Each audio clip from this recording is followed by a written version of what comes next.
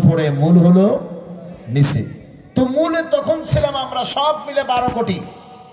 আল্লামা সাঈদীর বক্তব্য এমন ছিল যে 12 কোটি মিলে যদি আমরা গোড়ায় ধরে একটু নাড়া দেই তাহলে উড়ে গিয়ে মামু বাড়ি দিল্লি যা পড়বা। 24-এর বিপ্লবের পরে আমরা দেখলাম আল্লামা দেলাওয়ার হোসেন সাঈদীর সেই দোয়া মঞ্জুর হয়ে গেছে মহান রবের কাছে। ভারতে গেছে, অন্য কোন প্রদেশে যায় নাই, ঠিক দিল্লি চলে গেছে। অথচ তাকে প্রশ্নবিদ্ধ করা হয়েছিল জাতির সামনে। বলা হয়েছিল তিনি নাকি 29,000 মহিলাকে দর্শন করেছে। তাকে কারারুদ্ধ করে রাখা হলো বিনা অপরাধে 13টি বছর। ওই কাশিমপুর কারাগারের পাশেই আমি খুতবা দিতাম। আমার বন্ধুগণ, সেই কোরআনুল কারীমের সেই পাখি তিনি শুয়ে থাকতেন অবাক এই জাতির জন্য। তিনি বিনা অপরাধে জেল খেটেছেন এবং তাকে যে ঘরে রাখা হয়েছিল অত সহজে তাকে নরম বিছানায় ঘুমাতে দেয়নি। এমনকি তাকে সুস্থ মানুষকে জেল থেকে তুলে নিয়ে গিয়ে চিকিৎসার নামে তাকে ভারতের নির্দেশে তাকে খুন করা হলো। মেডিকেল কিলিং এর মাধ্যমে জাতির এক শ্রেষ্ঠ সন্তানের পরিসমাপ্তি ঘটানো হলো। আর তার লাশটা পর্যন্ত জানাজা তাকে করতে দেওয়া হলো না রাজধানীতে। তার লাশের সঙ্গে তারা সহ্য করতে পারলো না। তার কারণ তারা জানতে পেরেছিল আল্লামা সাঈদী হলেন তিনি যিনি জীবিত সাঈদীর চেয়ে মৃত সাঈদীর পাওয়ার অনেক বেশি। এটা আল্লাহু আকবার বলেন। কেমনে পাওয়ার বেশি? ওরা ভালো করে জানতে পেরেছিল আল্লামা সাঈদীর জানাজা যদি রাজধানীতে কোথাও হতে দেওয়া হয় তাহলে লক্ষ লক্ষ মানুষের ঢেউ এই রাজধানী মাসি দেখবে।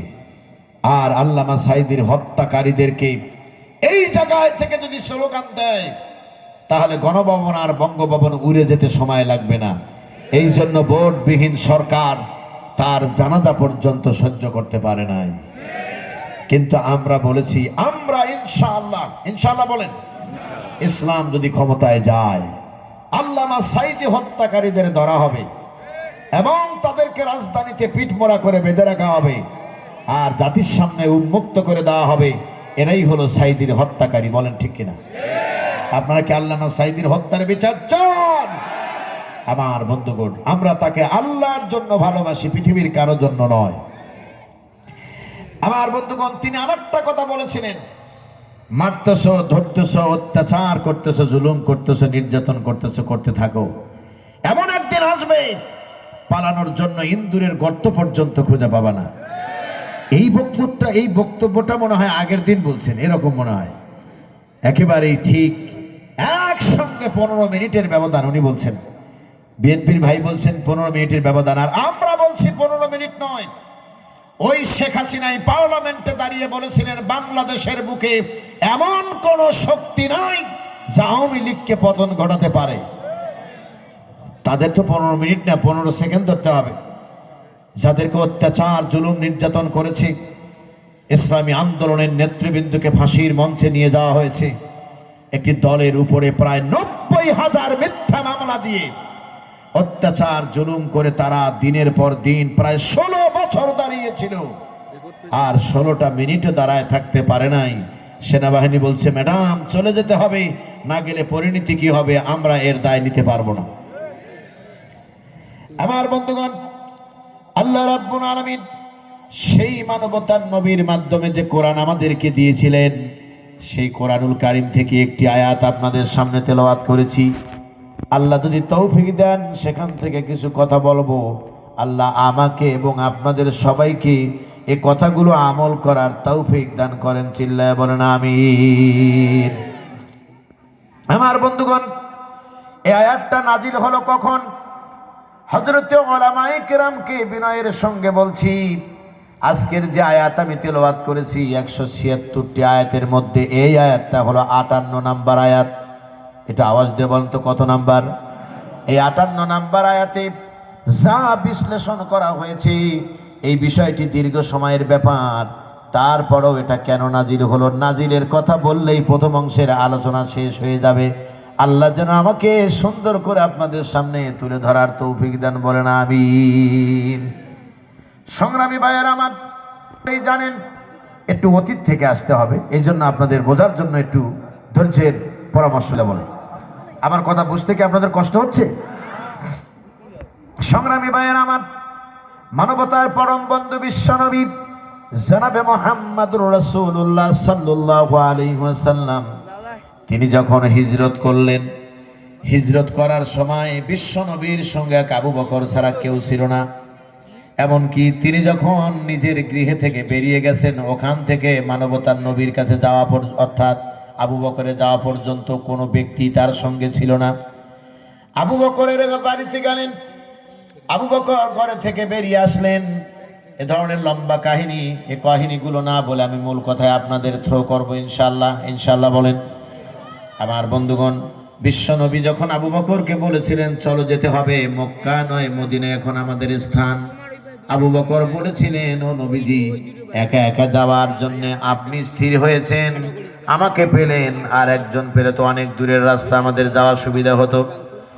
বিশ্বনবী আবু বকরের কথা শুনে তিনি বললেন লা তাহজান ইন্নাল্লাহা মা'ানা। আবু বকর রে, কে বলেছে আমরা দুজন? তোমার আমার মাঝখানে রয়েছেন আমার আল্লাহ রাব্বুল আলামিন।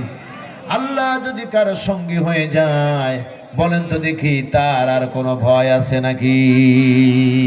নির্ভয়ে সে সামনের দিকে এগিয়ে যাবে। আমার বন্ধুগণ, 15 বছরে যত অত্যাচার জুলুম নির্যাতন সহ্য করেছি, মাঝে মধ্যে যদি দুটো একটা কথা আমার বলি আপনাদের কষ্ট হবে নাকি? পাবনা জেলার ঈশ্বরদী থানা থেকে আমাকে মাহফিলে যাওয়ার আগে জোহর নামাজের আগে একটা মেসেজ দিলেন।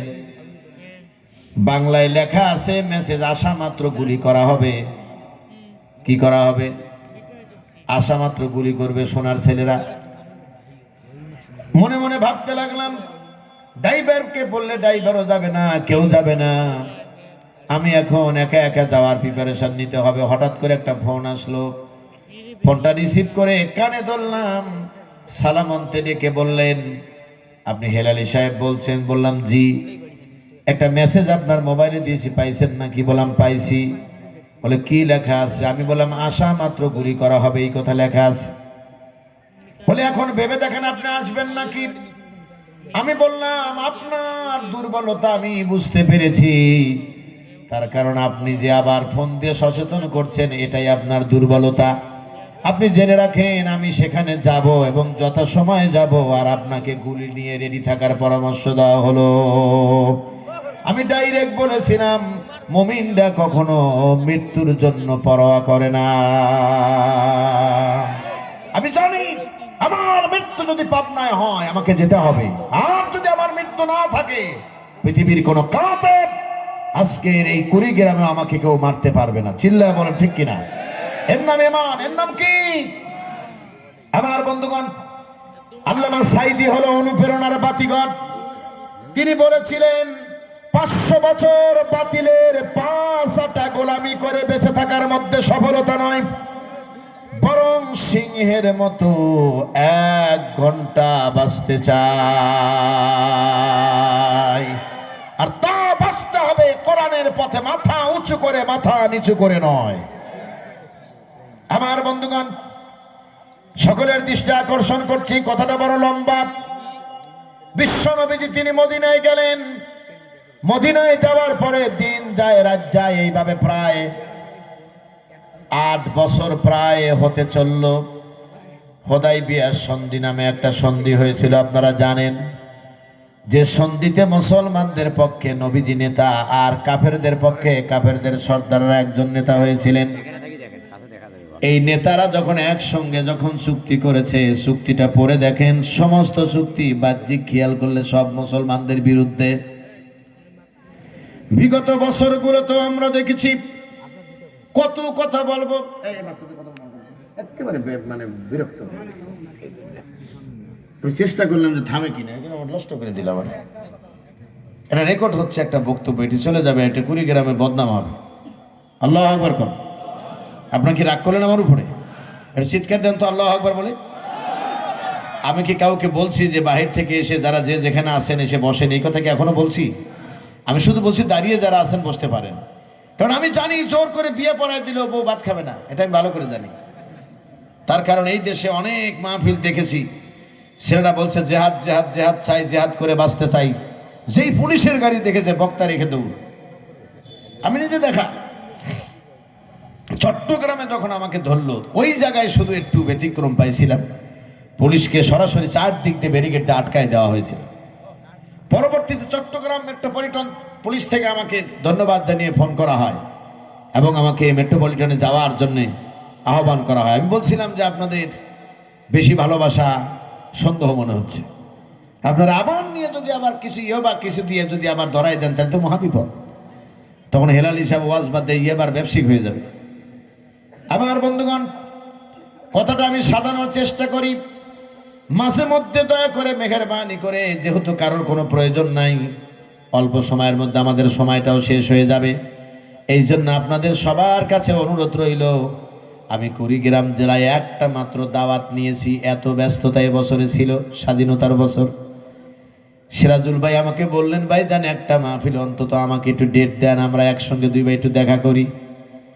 বেচারা কি ডেটটা দিলাম, উনি আমার বক্তব্য শুনবেন, কিন্তু দুর্ভাগ্য ওনার এক আপনজন মারা গেলেন, উনি চলে গেলেন।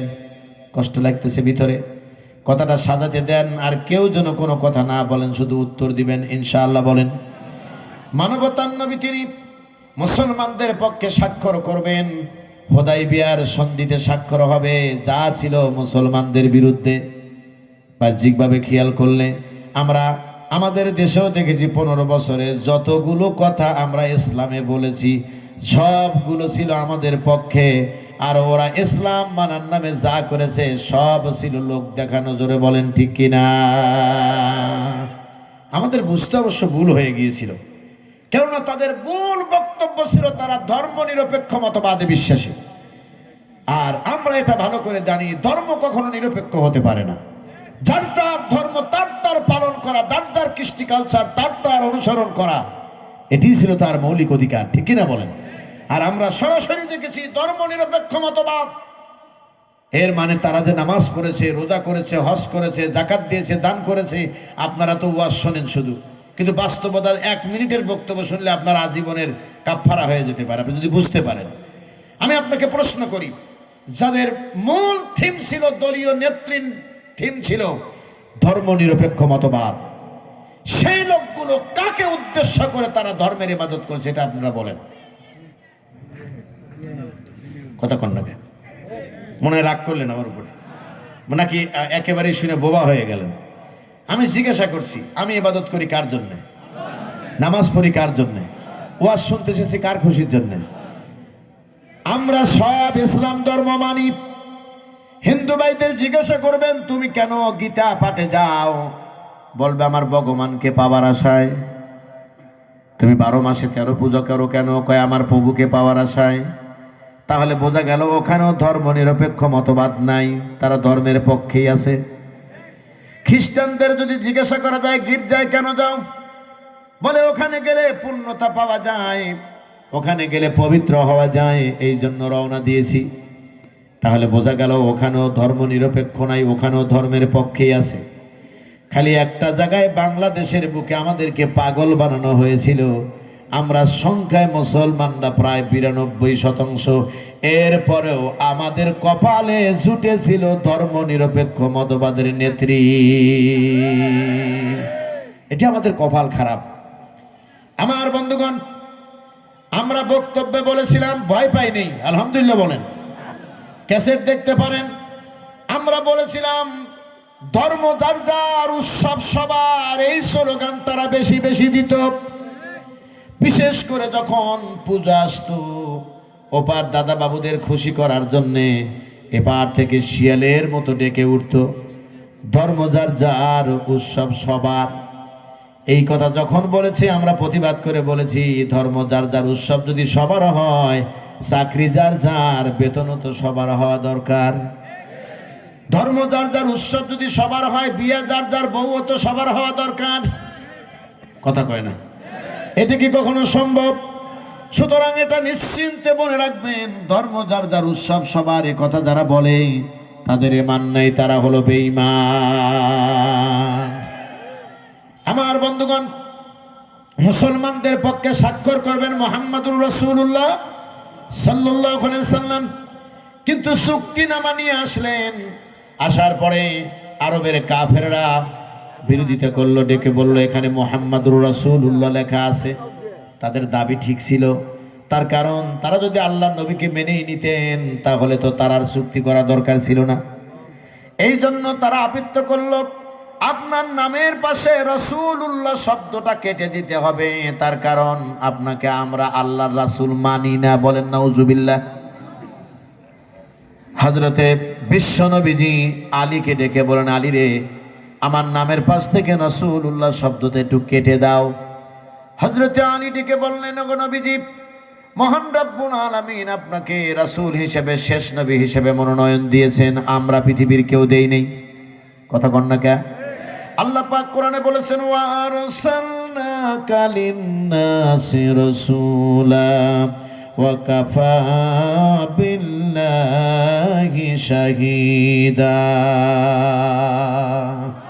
নবী, আপনি আল্লাহ রাসূল, এই স্বীকৃতি পৃথিবীর কোন জালেম দিল না, কোন স্বৈরাচার দিল না, কোন কাফের বেদিন সম্প্রদায় দিল না। আপনি নিঃসন্দেহে জেনে রাখেন, আমার আল্লাহ সাক্ষী, আপনি আল্লাহর রাসূল। বলুন আল্লাহু আকবার। মানবতার নবী ডেকে বলেন, আলী রে, আমাকে দেখিয়ে দাও। বিশ্ব নবীকে দেখিয়ে দেওয়া হলো। নবীজি আমার নামের পাশ থেকে কেটে দিয়ে মুহাম্মদ বিন আব্দুল্লাহ লিখে দিলেন। আল্লাহ পাক সূরা ইয়াসিনের প্রথমে আল্লাহ তার স্বীকৃতি দিয়ে দিলেন, ইন্নাকা লামিনাল মুরসালিন। আল্লাহু আকবার বলেন। নবীজি, নিশ্চয় আপনি আমার রাসূলদের অন্তর্ভুক্ত, আলা সিরাতিম মুস্তাকিম। শুধু তাই নয়, আপনি সিরাতুল মুস্তাকিমের পথে প্রতিষ্ঠিত। বলো আল্লাহু আকবার। আমার বন্ধুগণ, 10 বছরের চুক্তি। এইবার কিন্তু আমরা আয়াতের মধ্যে ঢুকে যাব ইনশাআল্লাহ। বলেন 10 বছরের চুক্তি। কত বছর? 10 বছরের চুক্তি। 2 বছর যেতে না যেতেই মুসলমানদের হেকমতের কাছে দড়া খেয়ে গেল। আল্লাহু আকবার বলেন। এমন ভাবে দড়া খেল, মুসলমানদের জন্য ফাতে মক্কার গ্রিন সিগন্যাল চলে আসলো। এবার বিশ্বনবী যে ওই আবু বকরকে একা নিয়ে এসেছিলেন, 8 বছরের ব্যবধানে এখন তিনি একা নয়, তার সঙ্গে এখন আছে 10,000 সৈন্যবাহিনী। বলো আল্লাহু আকবার। আপনাদের একটা পরামর্শ দিই, মাঝে মধ্যে ছাড়া তো আর আশা হয় না, একটা কথা বলে দেই। ওয়াজ শুনবেন, ওয়াজের মর্মার্থ আপনি বুঝবেন, নসেত আপনার এই ওয়াজ শুনে কোনো ফায়দা আপনি অর্জন করতে পারবেন না। আপনি একটু গভীরভাবে অনুধাবন করেন তো, আজ থেকে 8 বছর যে লোকটা মক্কা থেকে পালিয়ে এসেছেন একজনকে সাথে নিয়ে, আর সেই মক্কার অভিমুখে তিনি রওনা দিচ্ছেন, সাথে এখন কত? 10,000 সৈন্য। একটু চিৎকার দিয়ে আল্লাহু আকবার বলেন।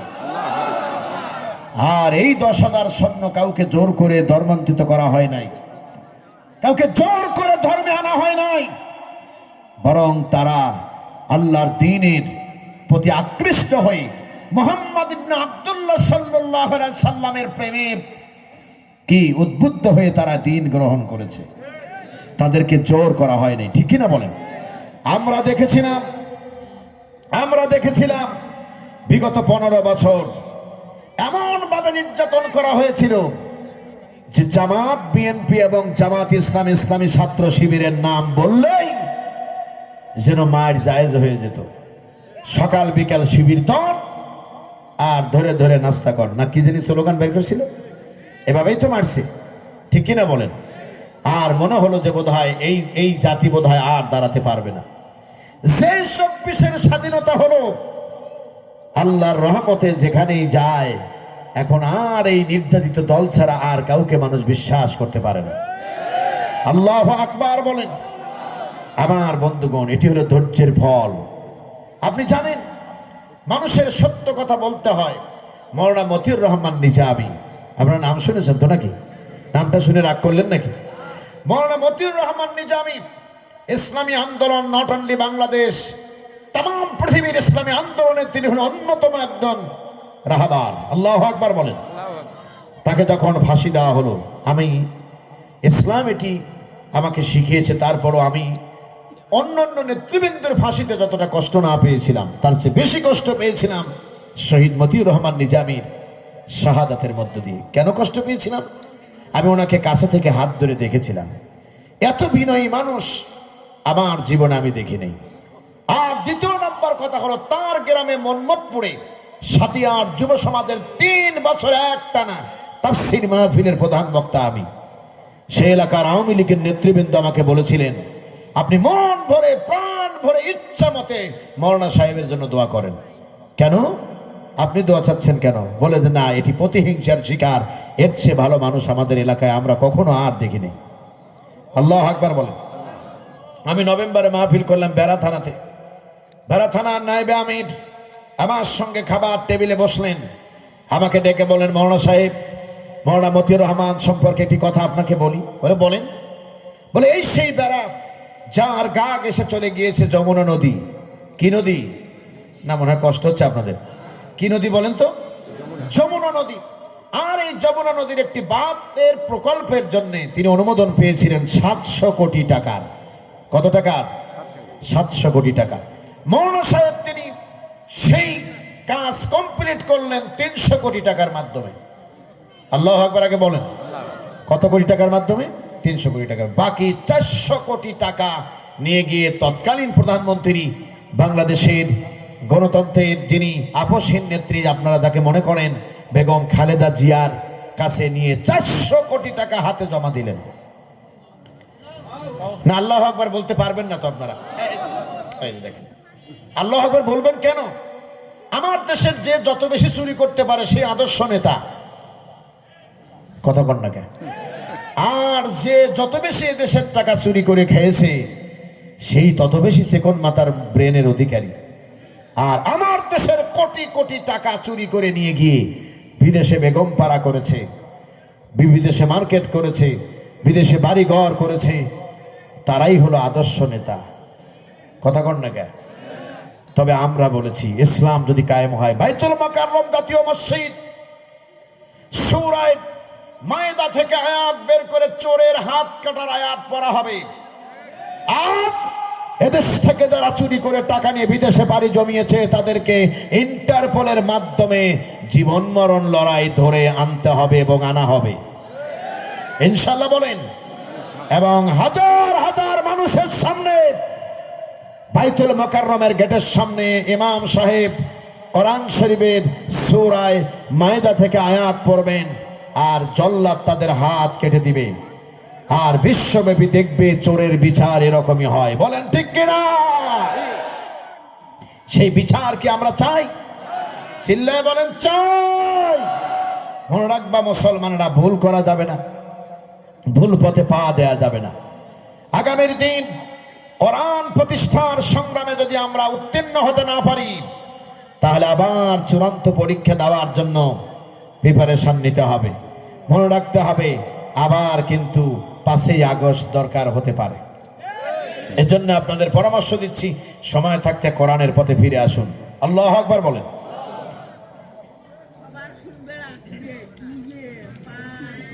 আমার বন্ধুগণ, কষ্ট হয়ে গেছে আপনাদের? আশেপাশে যারা কথা বলছেন কথাগুলো একটু বন্ধ করুন। আপনার বিবেককে প্রশ্ন করি আপনাদের কাছে, আমি যা এতক্ষণ তুলে ধরেছি, আমি আমার পার্সোনাল কোনো কথা তুলে ধরেছি নাকি? আমি যা বলেছি আপনাদের বিবেকের উপরে শুধুমাত্র টাচ দিচ্ছি। আসল খেলা তো এখনো হয় নাই। তার কারণ আসল খেলা খেতা বলে গেছে ওবায়দুল কাদের, কিন্তু চাচাও নাই, খেলাধুলাও নাই। মাকরাস করে বলতো খেলা হবে, কি করে বলতো? মাখরাস করে বলতো। আপনারা কুড়িগ্রামের মানুষ হয়তো অত সুন্দর মাখরাস পারবেন না। খেলা হবে একেবারে সুন্দর করে বলতো, কিন্তু সবচেয়ে অবাক বিষয় হলো ওপেন হার্ট সার্জারি করা মানুষ, বুকের ভিতরে রিং পরানো, তারপরও বলতো খেলা হবে। কিন্তু আসলে সময় আসার পরে আর তাহাজ্জুদ গোজার শামীম ওসমানকেও আর দেখা গেল না। কোথায় গেল 70 রাকাত নামাজ পড়ে? আল্লাহ জানে এখন যে কত রাকাত পড়ে, তার কারণ এখন তো আর কোনো কি ব্যস্ততা নাই, ঠিক কিনা বলেন?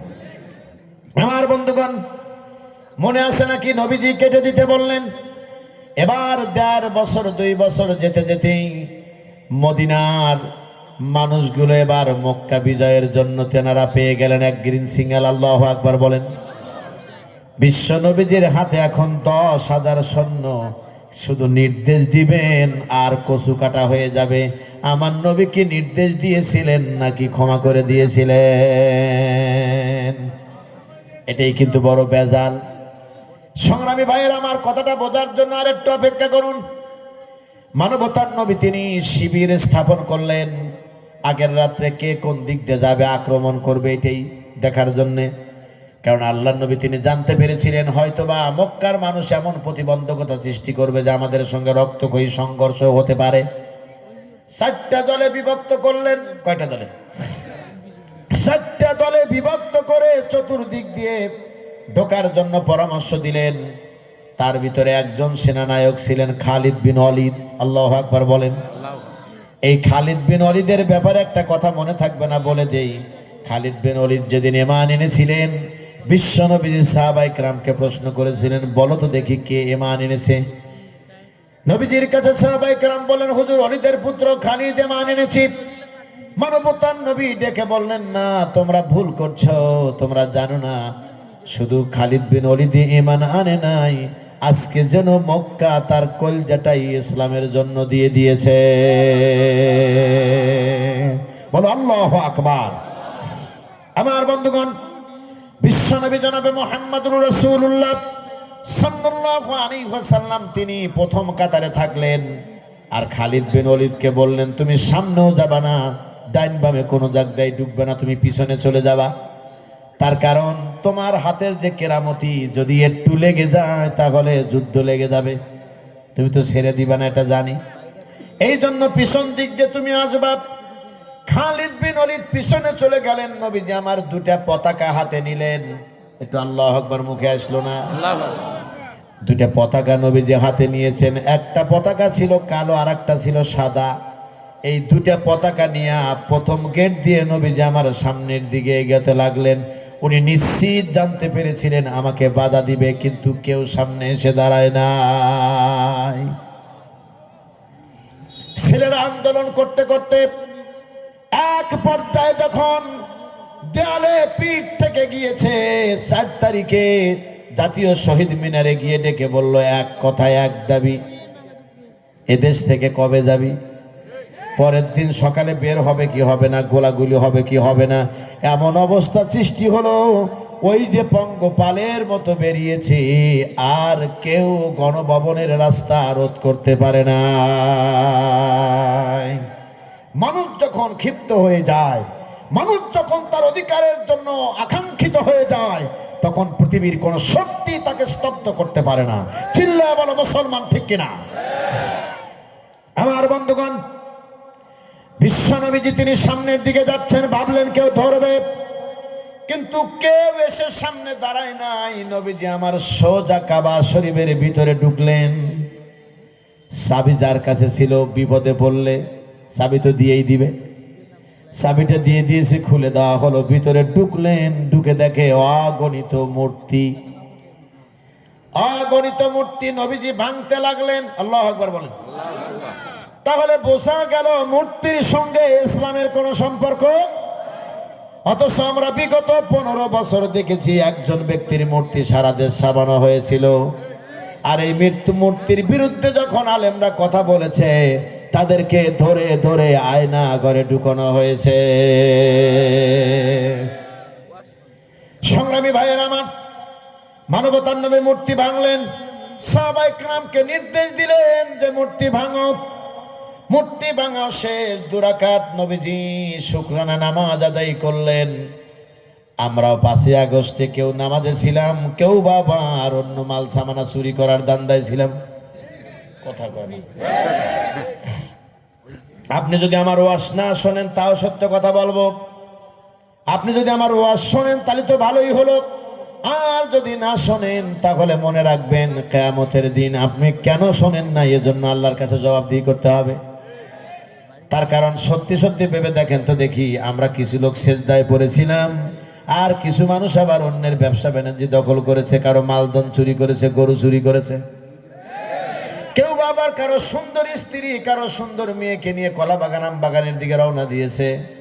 এটা বিজয়ের কোনো সুন্নত নয়। বিজয়ের সুন্নত হলো যে আল্লাহ বিজয় দিয়েছে ওই আল্লাহ রাব্বুল আলামিনকে সেজদা করে কান্দো। আমরা দীর্ঘ 15টি বছর অত্যাচার, জুলুম, নির্যাতন সহ্য করেছি।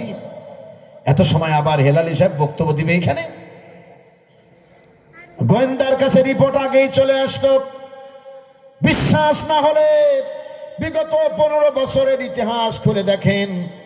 গোয়েন্দা চলে আসতো, আমার ড্রাইভার কতদিন আমাকে বলতো আমি থাকতে পারবো না, আমি চলে গেলাম অন্য থানায়। কে আমারে নিয়ে যাবে না?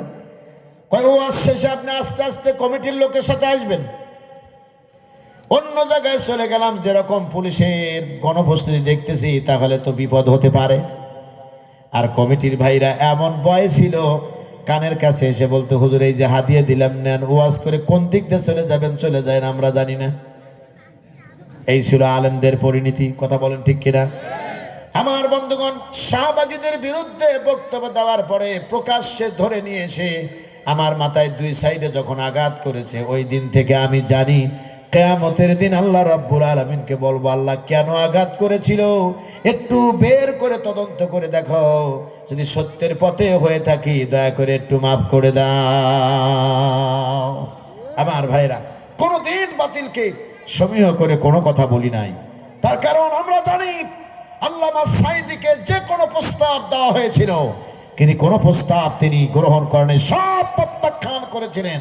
তিনি বুঝতে পেরেছিলেন আল্লামা সাঈদীর মতো আলেম যদি এদেশের মাটিতে ইসলামী আন্দোলনের বিপক্ষে যদি গিয়ে বাতিলের সঙ্গে আপোষ করে, তাহলে এদেশের মানুষ আর কোনোদিন ইসলামী আন্দোলনের উপরে অগ্রসর হতে পারবে না। আমার বন্ধুগণ, নিজের জীবনটা বিলিয়ে দিলেন তিনি। আমরা কেন পারবো না? বাতিলটা তো ভুল করে ফেলেছে।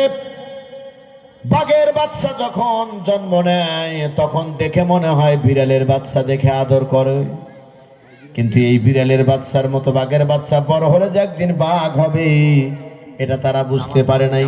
এই জন্য আল্লামা সাঈদীকে ধরেছে, তারে মেরেছে। আর তাদের উচিত ছিল আরো ছোট ছোট কোরআনের পাখি যারা জন্মিবে তাদের আগেই মেরে ফেলে দেওয়া।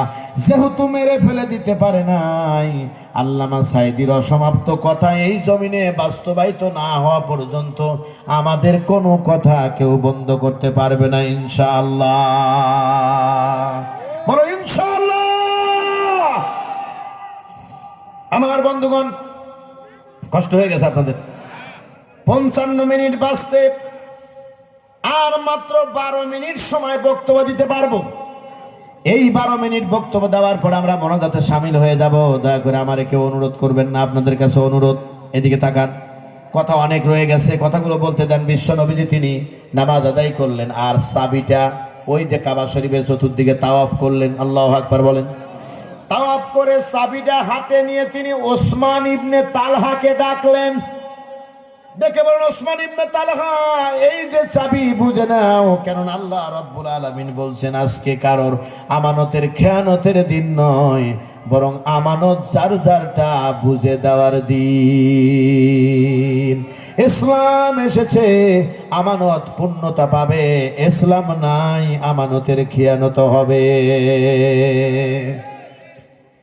সংগ্রামী ভাইয়েরা আমার, ওই সময় আল্লাহ পাক এই আয়াতটা বিশ্ব নবীর উপরে নাজিল করেন। এইবার নবীজি আমার নির্দেশ দিলেন, সাথীরা রে, একটা মঞ্চ তৈরি করো। আল্লাহু আকবার বলেন। এবার বিজয়ের বেশে নিজের এলাকার ছেলে নিজে বক্তব্য দিবেন। আমার শুধু আফসোস জায়গায় যদি সাঈদী সাহেব বেঁচে থাকতেন, আর 5ই আগস্টের পরে যদি বাংলাদেশের কোনো জায়গায় কোনো জেলায় যদি তিনি বক্তব্য দিতেন, আল্লাহ গো, না জানি এ দেশের মানুষ মনে হয় খাওয়া দাওয়া বাদ দিয়ে 7 দিন আগে যা শুয়ে থাকতো। কথা বলেন ঠিক কিনা? অন্তত আমি ওই দিন মাহফিল করতাম না, আমি নিজে যা বসে থাকতাম ওয়াজ শোনার জন্য। তার কারণ আমি তারে ভালোবাসি। আমি তারে কবরের পাশে দাঁড়ায় বলছি, আল্লামা সাঈদী, কিছুই করতে পারি নাই, আপনার রুহানি সন্তান হিসেবে আমি ক্ষমা চাই। দোয়া করেন আমরা যেন আপনার রেখে দেওয়া এই আন্দোলন যেন বেগবান করতে পারি, এই দোয়া আমাদের জন্য করবেন। সংগ্রামী ভাইয়েরা আমার, বিশ্ব নবীজির সাথী ওসমান ইবনে তালহা ওই সময় তিনি ঈমান আনে নাই, কিন্তু মক্কা বিজয়ের দিন ঈমান আনলেন।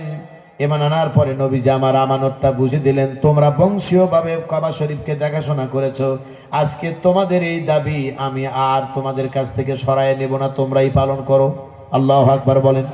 কারণ আল্লাহ পাক নবীকে ইনসাফ ভিত্তিক সমাজ ব্যবস্থার জন্য তিনি পাঠিয়েছিলেন। পরবর্তী অংশে আল্লাহ রাব্বুল আলামিন বললেন, ওয়াইজা হাকামতুম বাইনান নাসি আন তাহকুমু বিল আদল।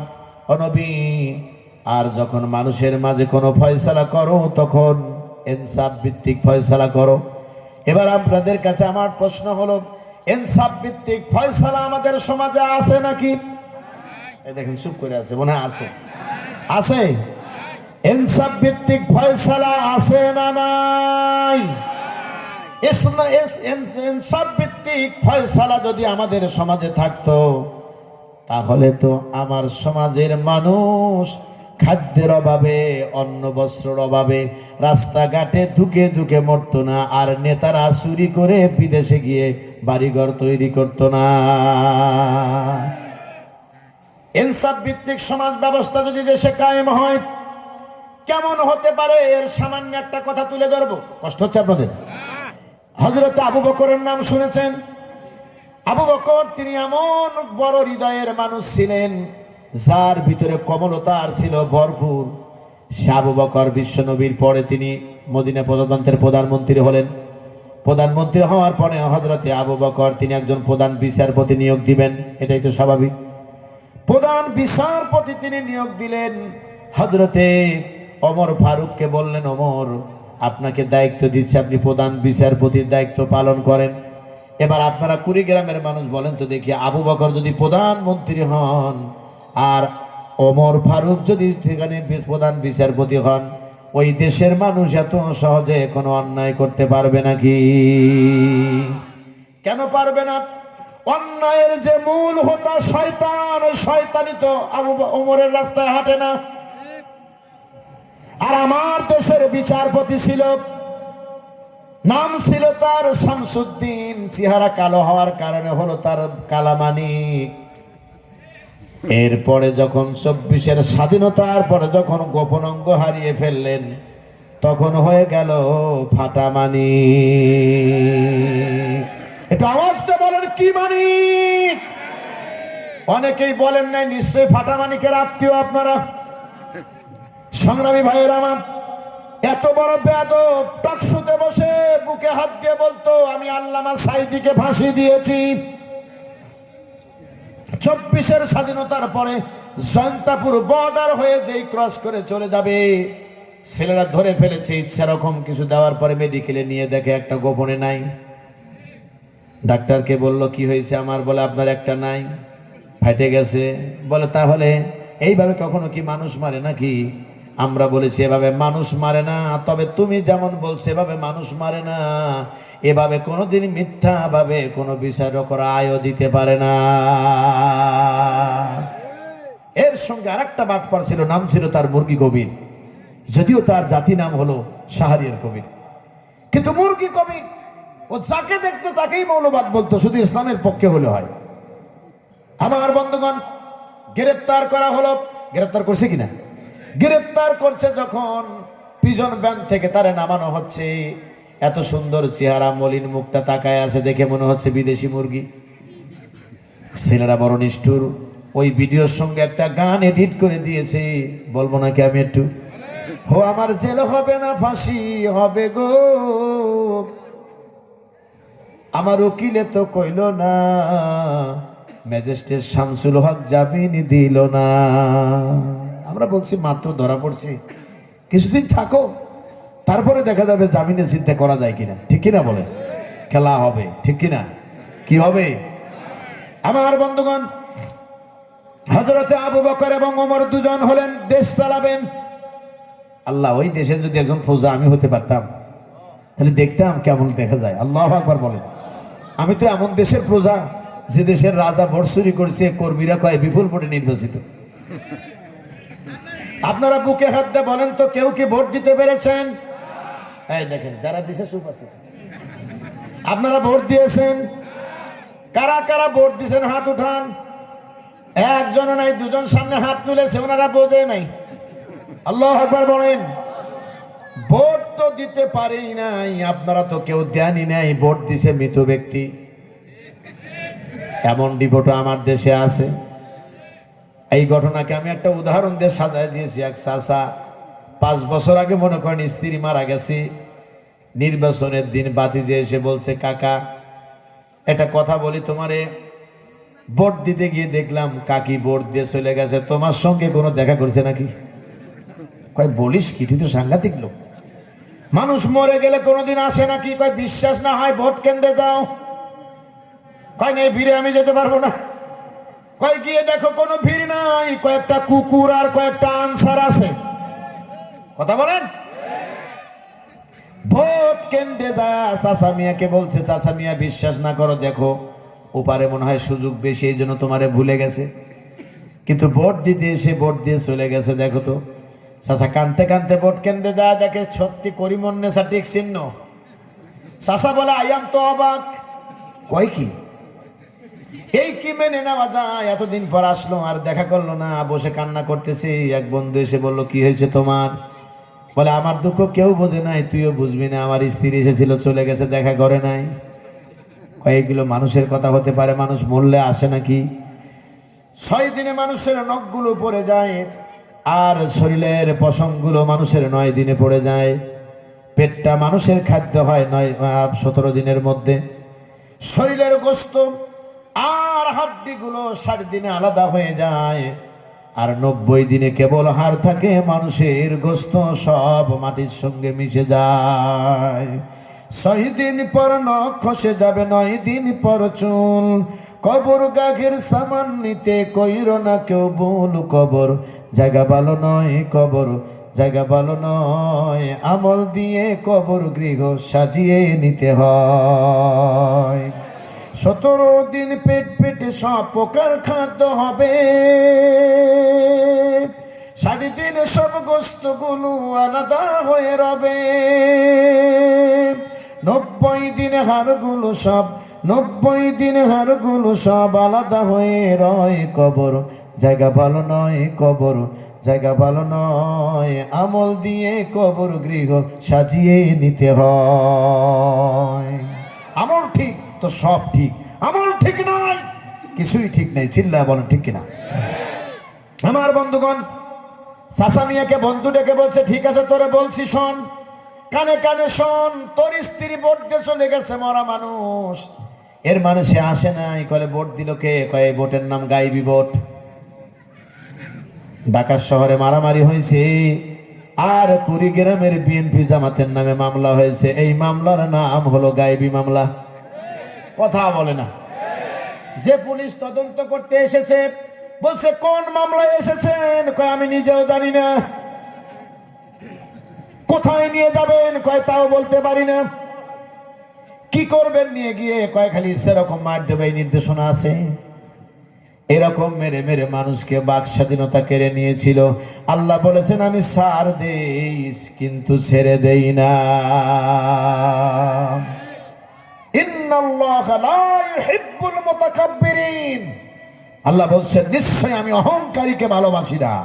অহংকার করো না, আস্ফলন করো না, এ জমিন কিন্তু তোমাকে ছেড়ে দিবে না। চিল্লায় বলেন ঠিক কিনা? আমার বন্ধুগণ, পরিশেষে আপনাদের কাছে অনুরোধ, এখন যে সমাপ্ত করে মোনাজাত করতে হচ্ছে, এ ব্যাপারে আপনাদের মতামত জানতে চাই। আমার একটু দয়া করে ছেড়ে দেন, ইনশাল্লাহ বলেন। হ্যাঁ হ্যাঁ, বসেন মুরব্বী। বোঝে না, বোঝে না, নতুন নতুন, ঠিকই না? একেবারেই নতুন। আল্লাহু আকবার কর। আমি সত্যি সত্যি আপনাদের দেখে ভালো লেগেছে, কিন্তু যখন ওখান থেকে দেখলাম সময়গুলো নষ্ট হচ্ছে, তখন একটু কষ্ট লাগতেছিল। তারপরে আপনাদের দিকে মায়া লেগে 10 মিনিট বেড়ে যাক। আল্লাহু আকবার কর। আপনারা রাগ করলেন নাকি? যাই, রাগ যে করেন নাই তাও ভালো। তার কারণ রাস্তাঘাটে চলতে চলতে আপনাদের দোয়ার বিশেষ প্রয়োজন, কেননা বামপন্থীরা এখনো সজাগ। চিল্লায় বলেন ঠিক কিনা? তবে সব বিষ ধাত ভেঙে দিতে হবে। মনে রাখতে হবে, মুসলমানেরা ইসলামের বিপক্ষে শক্তি কখনোই ইসলাম এবং ইসলামী কালচারকে তারা সহ্য করতে পারে না। আমার বন্ধুগণ, কথাটা দয়া করে পিছনে কথা বলতেছেন কেউ বন্ধ করেন। আমি কোনো মাহফিল নষ্ট হবে এমন কোনো কাজ হেলালি সাহেব করেন না। গতকাল যখন সিংড়ায় মাহফিল করতেছিলাম আমি অবাক হয়েছি। আল্লামা সাঈদীর এত ভক্ত মানুষ কল্পনাও করি নাই। আমাদের কণ্ঠে একটু তার সঙ্গে একটু মেশে, এতেই যেন সব পাগল হয়ে গেছে। হুজুর কথা যা বলেন বসে থাকেন, একটু কথা শুনি। আরে ভারতের কথা আমার মনে পড়লো। ভারতের যতগুলো রাজ্যে আমি মাহফিল করেছি সবগুলো রাজ্যের মানুষ শুধু আল্লামা সাঈদীর কথা বলে। আল্লাহু আকবার বলেন, যেন তারা এক টুকরো বাংলাদেশ হয়ে যায়। আল্লাহু আকবার। আমার বন্ধুগণ, কয়েকটি কথা বলবো, এদিকে তাকান। যখন বিচার করো ইনসাফ ভিত্তিক বিচার করো, নির্দেশনা কার? হযরত আবু বকর আর ওমরের কথা বলতেছিলাম, কথাটা মনে আছে নাকি আপনাদের? এই কথাটার ফিনিশিং প্রয়োজন, এই জন্য আমি একটু কয়েক মিনিট সময় বাড়িয়ে নিলাম। এক নাম্বার হলো হযরত ওমর, তিনি ঠিক মতো দায়িত্ব পালন করতেছেন। 1 বছর পার হয়ে গেছে। একটু আওয়াজ দিয়ে বলেন কতদিন? 1 বছর পার হয়ে গেছে। হযরত ওমর আবু বকরের কাছে একটা দরখাস্ত জমা দিলেন, আমিরুল মুমিনিন, আমার পক্ষে আপনার এই দেশে আর প্রধান বিচারপতির চাকরি করা সম্ভব না। কথাটা কিন্তু খুব কঠিন কথা।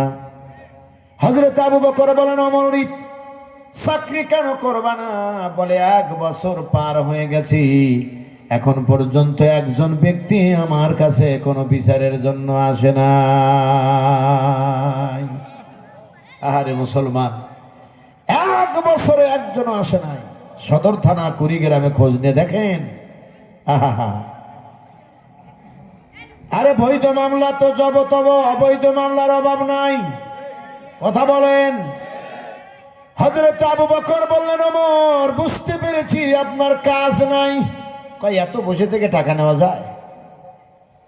তাহলে একটু তদন্ত করে দেখেন কেন মানুষ বিচার চায় না, এটা আরো বিপদ। এমনি ওমরকে দেখে ভয় পায়, যদি আরো জিজ্ঞাসা করতেন তা আরো বিপদ। তারপরও তিনি গোয়েন্দা দিয়ে তদন্ত করলেন, তদন্ত করে তিনি রিপোর্ট তৈরি করলেন। সেই রিপোর্টে অনেকগুলো কথা লিখলেন। আল্লামা দেলোয়ার হোসেন সাঈদীর লেখা মানে অগ্নি পরীক্ষা বইটা পড়লে কিছু পেতে পারেন, আপনারা পড়ে দেখবেন। সেইখানে একটা শব্দ বলছি, কথা শোনেন। আমিরুল মুমিনিনের কাছে চিঠি লেখেন, ওমর ফারুক ডেকে বলেন, আমিরুল মুমিনিন, আমি যে দেশের প্রধান মন্ত্রীর প্রধান বিচারপতি, ওই দেশের সংবিধান চলে আল্লাহ রাব্বুল আলামিনের কোরআন দিয়ে। হযরত আবু বকর ডেকে বলেন, ওমর যে দেশের সংবিধান চলে কোরআন দিয়ে, ওই দেশের মানুষ এত সহজেই অপরাধ করতে পারে না। কোনো একদিন এ দেশের আকাশে কালিমার পতাকা দুলবে, সেদিন সবাই কোরআনের বিধান পেয়ে দুঃখ বেদনা ভুলবে। সেদিন আর রবে না হাহাকার, অন্যায় জুলুম অবিচার,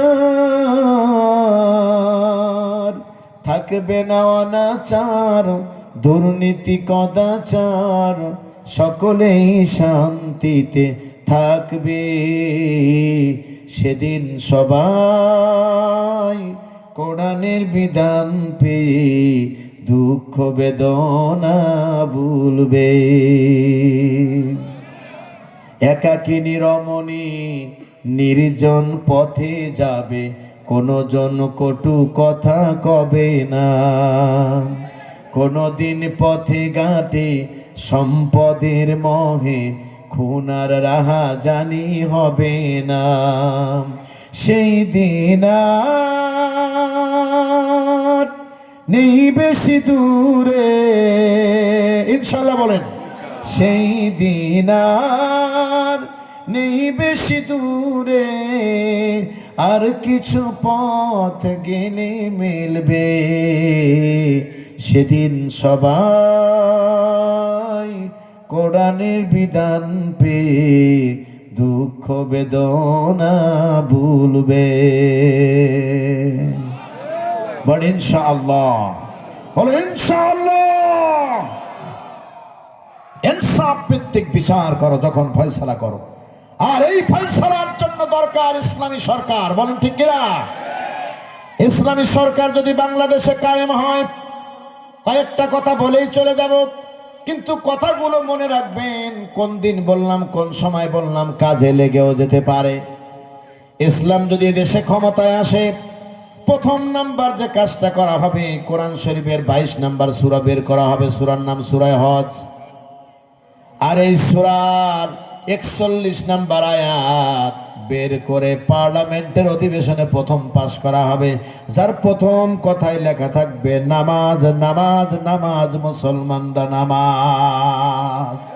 এটা আওয়াজ দিয়ে বলো নামাজ। পার্লামেন্টে লেখা থাকবে নামাজ।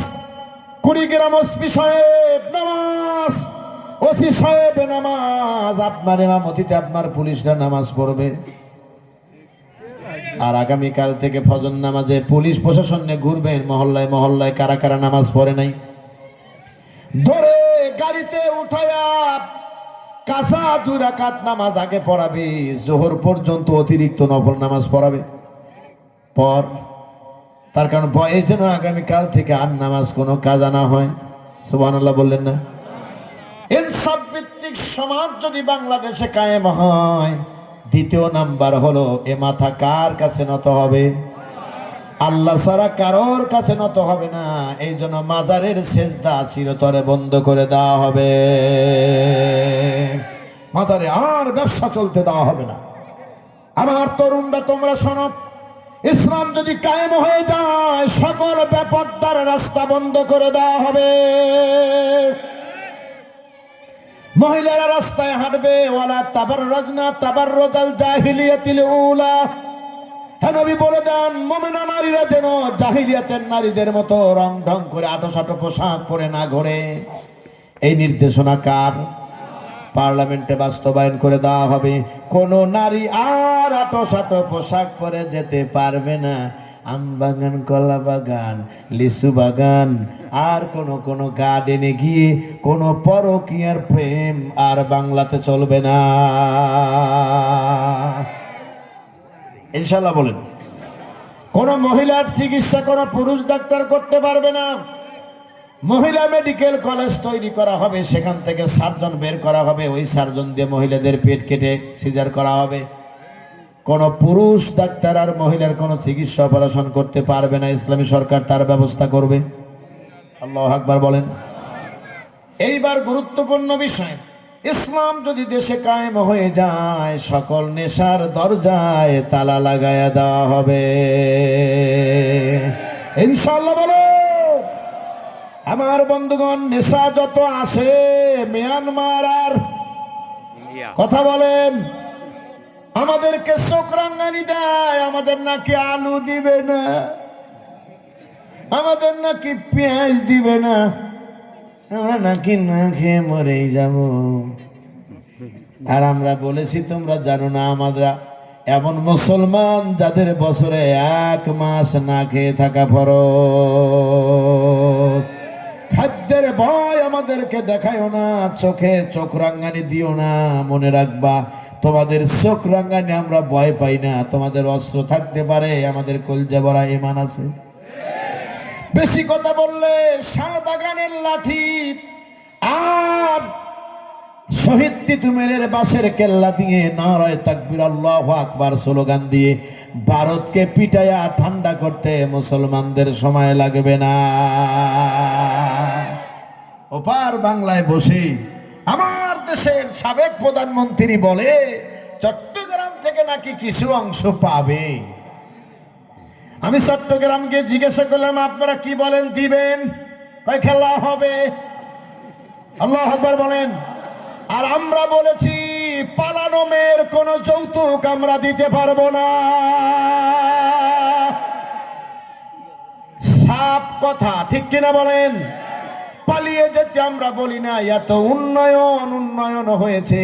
সালমান এফ রহমান দরবেশে সোবাহানি তিনিও আছেন, বড় তাফসীরকারক হাসানুল হকিনু এখন জেলে, রাশেদ খান মেননের মতো ধর্মবিদ্বেষী লোক এখন জেলে। আল্লামা সাঈদী বলেছিলেন, সেদিন ক্ষমতা থাকবে না, সবগুলোর কোমরে রশি লাগাবি আর টেনে টেনে আদালতে নিয়ে যাবে। সত্যি সত্যি সবগুলোকে কোমরে রশি লাগায় যখন নিয়ে যায়, 4 স্তর নিরাপত্তা, তাও মানুষ লাফ দিয়ে যা বলে খেলা হবে। আমার বন্ধুগণ, কষ্ট হয়ে গেল আপনাদের। ইসলাম যদি ক্ষমতায় আসে, সর্বশেষ একটা কথা বলেই বিদায় নিতে চাই, ইসলাম যদি ক্ষমতায় আসে আর একটা কাজ হবে, ওজনে কম দেওয়া হবে না, খাদ্যে ভেজাল আর দিতে পারবে না। যত নেশাখোর সবগুলো এখন গ্রামে ধরা পড়ে, আসল ব্যবসা যারা করে তারা অধরায় রয়ে যায়। ইসলাম যখন ক্ষমতায় আসবে, আগে মোড়লদের ধরা হবে ইনশাআল্লাহ। বলেন আরো জোরে, বলেন ইনশাআল্লাহ। এদেশের নির্যাতিত নিপীড়িত আর এক জনশক্তির নাম হলো আলেম ওলামা। তাদের 3-5 হাজার টাকা বেতন দিয়ে মসজিদে গোলামীর জিনজিরে বন্দি রাখা হয়। ইসলাম কায়েম হলে আমার ইমাম বাইরা হবে সমাজের সবচেয়ে সম্মানী ব্যক্তি ইনশাআল্লাহ। বলেন আমরা রাজপথে চিৎকার পারবো তাদের অধিকারের জন্য। আল্লাহু আকবার বলেন। আমার বন্ধুগণ, পরিশেষে আপনাদের সবার কাছে অনুরোধ, আজকের এই কোরআনের মাহফিল সফল না ব্যর্থ? একটু আওয়াজ দিয়ে বলেন, সফল না ব্যর্থ? এ মাহফিল আগামীতে আবার হোক, আপনারা চান নাকি? আল্লাহ কবুল করেন, চিল্লায় বলেন আমিন। আমার একটা স্বপ্ন পূরণ করো ও গো দয়াময়, তোমার পথে চলতে গিয়ে মরণ যেন হয় আমার, তোমার পথে চলতে গিয়ে মরণ যেন হয়। এটি গুরুত্বপূর্ণ মাস আমাদের সামনে আসতেছে, মাহে রমজান। এই মাসে আপনারা ইবাদত বন্দেগী বেশি করে করবেন, কোরআনকে গবেষণার মধ্যে নেবেন এবং অধ্যয়ন করবেন বেশি। নিজের অধীনস্থ সন্তানদেরকে একটু কাজ কমিয়ে দিবেন, তাদের রোজা রাখার জন্য ব্যবস্থা করবেন। মহিলাদের কাজ একটু কমিয়ে দিবেন, তাদের ইবাদতের জন্য সুযোগ দিবেন। আশা করি আপনারা রমজান সম্পর্কে প্রত্যেকটা মসজিদের ইমাম খতিবের কাছ থেকে গুরুত্বপূর্ণ মেসেজ আপনারা পাবেন। আমি মানুষ মাত্রই ভুলের উঠতে নয়, ভুল ত্রুটি মার্জনীয়। আপনাদের সবার সুস্বাস্থ্য মঙ্গল জীবন কামনা করছি। বিদায় নিচ্ছে আজকের এই কোরআনের মাহফিল থেকে দোয়ার মাধ্যমে। যা বলেছি তা বিবেকের তাড়নায় বলেছি, আবেগের তাড়নায় নয়। আপনারা কি আমার উপর রাগ করেছেন? চিল্লাবান রাগ করেছেন? প্রিয় ভাই সব, সকলেই সুন্দর থাকবেন, সুখে থাকবেন, এই প্রত্যাশা নিয়ে বিদায় নিচ্ছি আজকের এই মাহফিল থেকে। সকলেই দরুদ ইব্রাহিম পড়ুন। আল্লাহুম্মা সাল্লি আলা মুহাম্মদ ওয়া আলা আলি মুহাম্মদ কামা সাল্লাইতা আলা ইব্রাহিম ওয়া আলা আলি ইব্রাহিম ইন্নাকা হামিদুম মাজিদ। আল্লাহুম্মা বারিক আলা মুহাম্মদ ওয়া আলা আলি মুহাম্মদ কামা বারাকতা আলা ইব্রাহিম ওয়া আলা আলি